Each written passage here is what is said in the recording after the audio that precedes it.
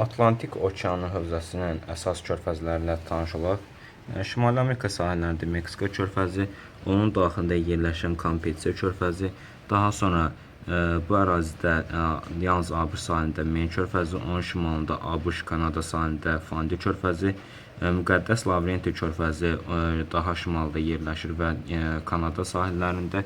Daha sonra Cənubi Amerika sahillərində La Plata körfəzi və bu hissədə Argentina sahillərində Bahia Grande körfəzlərinin adını qeyd etmiş olar.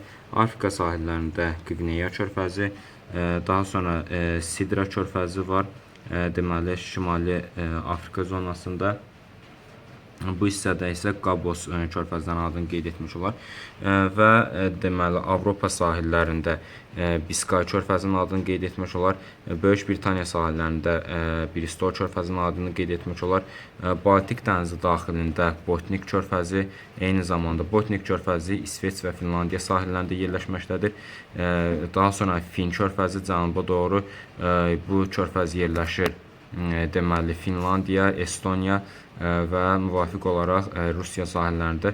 Bunun sahilində yerləşən müvafiq olaraq şəhərlərə Sankt-Peterburq Rusiyanın ən böyük ikinci şəhəri, eyni zamanda Tallin, Estoniyanın paytaxtı və Finlandiyanın paytaxtı Helsinkinin adını qeyd etmək olar. Riga müvafiq olaraq yerləşir Estoniya və Latviya dövlətlərinin deməli sahilində. Aralıq dənizi ərazisindəki müvafiq körfəzlərlə tanış olaq.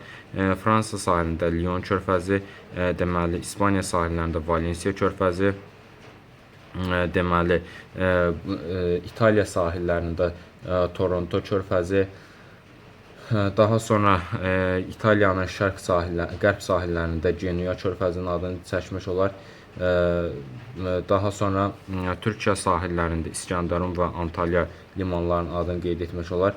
Daha sonra bu hissədə Skagerrak şimal dənizinin ərazisinə düşür. Skagerrak boğazının olduğu ərazilərdə Skagerrak körfəzinin də adını qeyd etmək olar ki, bunlar da deməli müvafiq olaraq Atlantik Okeanının ən əsas limanları siyahısına daxildir.